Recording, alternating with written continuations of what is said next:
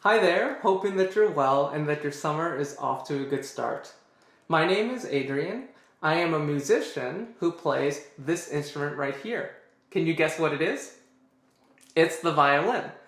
The violin is a piece of technology, sort of like your iPhone or your computer, but instead of being made of metal and glass, it's actually made primarily of wood. Of course, I do have 4 metal strings right here from low to high. I have a bow right here, which is a big wooden stick that has horsehair on the side.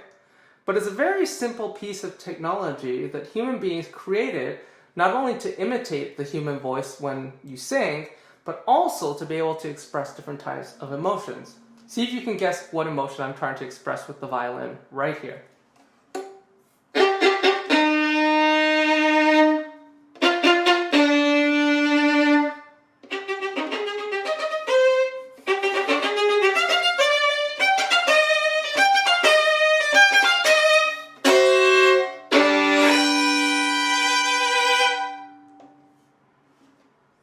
If you got a little bit angry listening to that, it's because it was made or composed by a man named Ludwig van Beethoven, who was losing his hearing.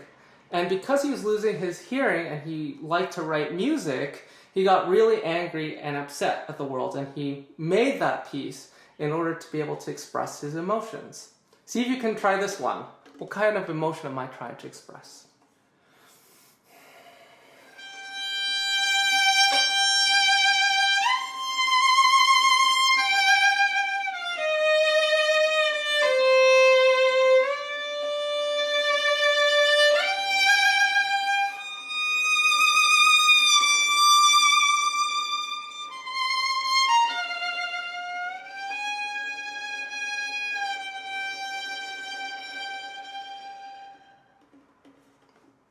If you said sad, or if you said lonely, or if you said maybe something about someone wondering something about life, you're completely right. See if you can think about the final emotion I'm trying to express right here.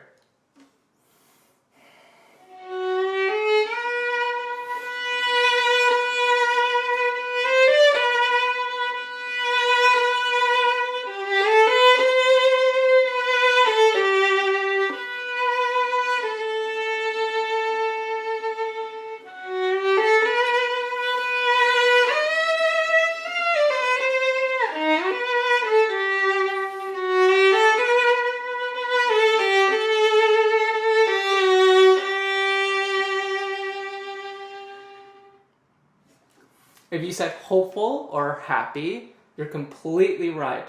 That was a very special song called Lift Every Voice, composed by Rosamund and James Johnson. And they composed this piece of music, or made this piece, in order to express the idea that African Americans in the United States deserve to have their voices lifted up and to be free in whatever they want to do. So now that I've introduced the violin, I thought I would play you a longer song. This is called La Capricieuse by Edward Elgar, and he was an English composer living about 150 years ago. And it's a piece of music that expresses one of his friends. His name was Fred Ward, who was very capricious in nature, which is why it's called La Capricieuse. And the word capricious means someone who has a lot of different moods, and the moods change all the time. Can you think of a friend who might be like that in your life? Well, Elgar certainly did. So see in the next 4 minutes if you can hear all the different mood changes that happen within the piece.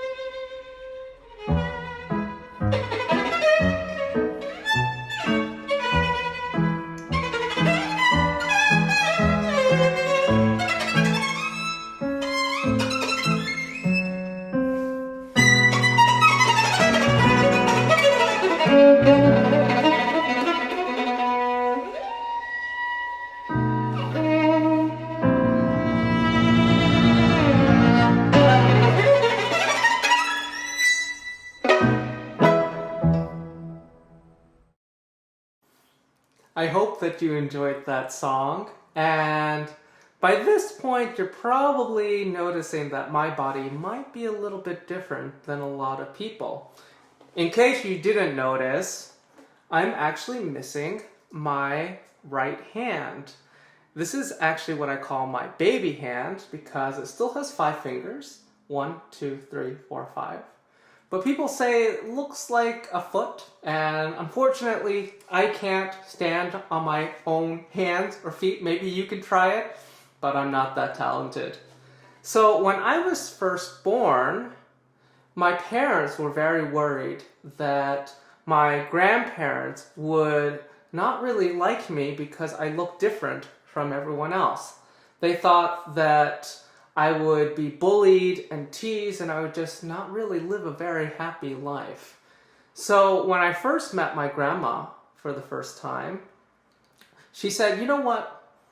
Little Adrian cries like any baby. Definitely laughs like any baby. He just needs a little bit of exercise." So she went to the marketplace and was looking for a toy for me to play with. And she found a very special one right here. This is a small bracelet that has bells attached so you can hear it. And when I was in the crib, I would put this bracelet on my small hand, or my parents would do it for me. And then when I was shaking around, if I was shaking my big hand, there wasn't any sound. But when I was shaking this one, I was like, whoa, that's so cool. And as baby Adrian was exercising and moving his hand because he loved the sound of the jingles so much, I was able to make sure that my arms got really, really strong. So sometimes it's not how you look that really determines how happy you're going to be, but the things that you do and the things that people do to help in order to see you as a person first. And that type of gift has allowed me to start from this small instrument right here to this bigger instrument right here. So I thought I would play you one of my grandmom's favorite songs. It's an old Chinese folk song from the Butterfly Lovers Concerto. And this is a piece that was composed in China and uses a different type of scale. So when I say scale in our notes, we go. And a lot of pieces like are based on a scale. This is based on a pentatonic scale which has 5 notes. So the pentatonic scale goes like this.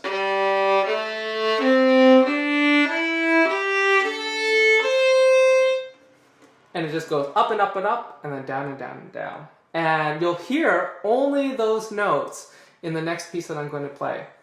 The Butterfly Lovers Concerto, it really expresses this idea of 2 people who weren't able to really love each other as human beings. So the story goes that they decided to transform into butterflies in order to escape the world and to live life in harmony and peace for eternity. So in the piece of music, you'll actually be able to hear the fluttering of butterfly wings, like,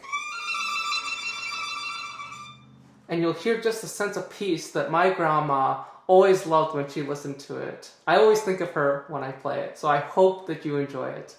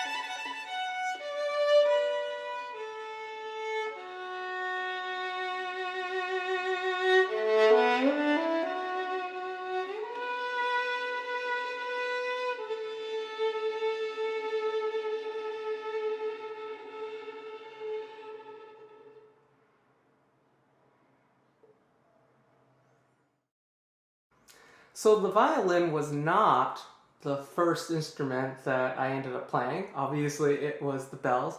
But there was a lot of time in between when I was a baby and when I started playing the violin in 5th grade when I was 10 years old. And before the violin, it was sometimes a little bit difficult to fit in. So I'm going to actually put my violin away for 1 second and just sort of show you my hand up close. So when I was about 5 years old, I was in school, and I think that even though my grandma and my mom really loved me and saw me for who I was, my friends at school noticed that I was very different. They all had 2 hands, and I was the only one who had this very funny looking foot arm. So I remember when Thanksgiving rolled around, and our teacher made us do this activity where we had to trace our hands on a piece of paper. You might have done this in the past, and make a turkey out of the outline of your hand. But I had to hold the pen with my left hand because I couldn't really hold it with this hand.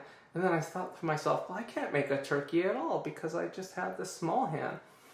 So I decided to trace the outline of my small hand here, and I was sort of sad about it until I looked at the page and said to myself, hey, you know what? This sort of looks like a dinosaur.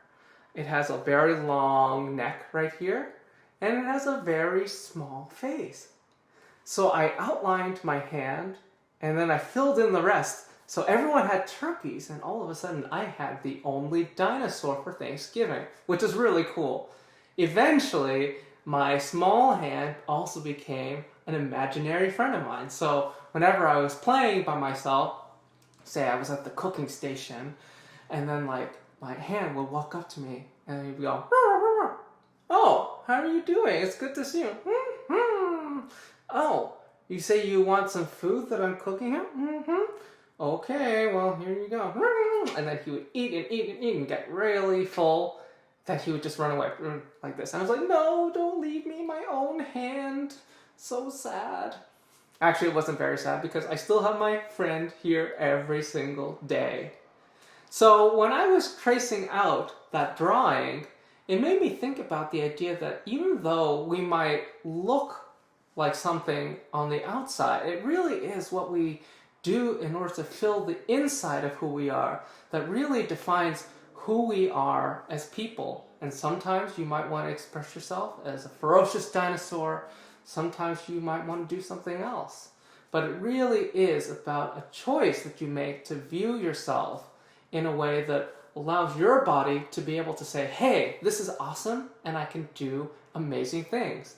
So I want you to think in your life, are there things that really make you feel on the outside that you're different or that you don't really fit in with everyone else? Well, sometimes what you need to do in your mind is just trace the outline of who you are and then fill it in with something that's really, really awesome. So I hope that you can do that because in the end, it allows you to do amazing things in life. Sort of like when I started the violin. So I was in 5th grade and our teacher had given us a really new, cool instrument to play and it was like in a very secret box. I was like, ooh, what could it be?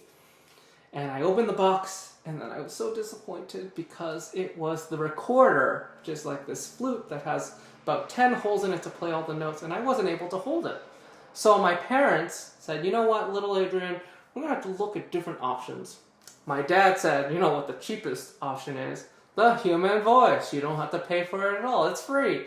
So I tried singing, Twinkle, twinkle, little... And my dad said, we'll pay some money for you then.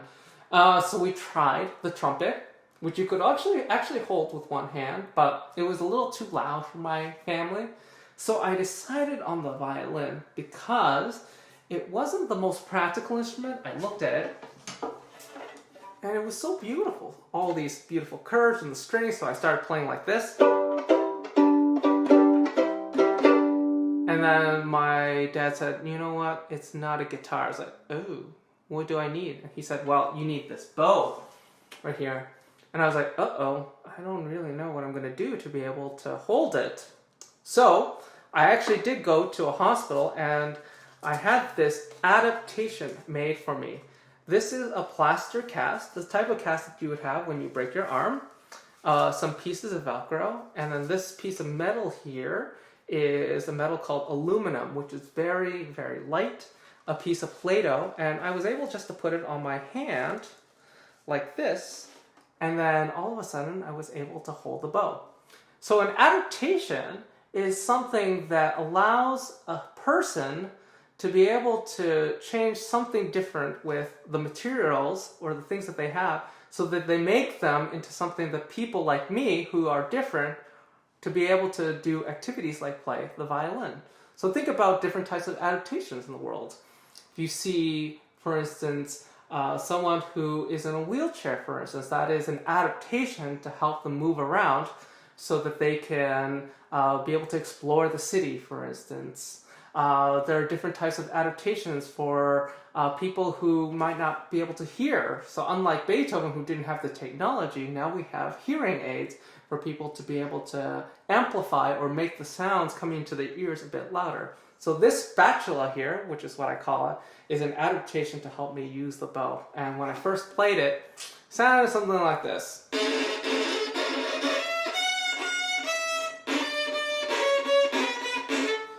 Let's just say that my parents thought there was a dying animal, like a cat, who was in our house, who was screeching for help. I was like, no, that's not what I'm trying to express. So, just like everyone else, I had to do something very important. It was called practice, and eventually it got better.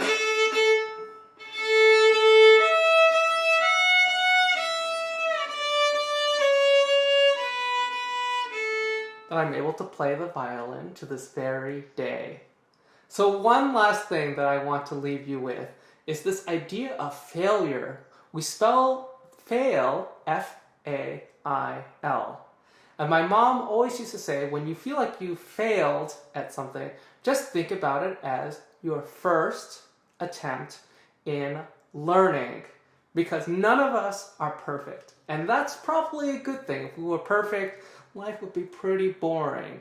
So I want you to think about all the times that you feel like you haven't been perfect or have failed at something, and just say to yourself, well, you know what?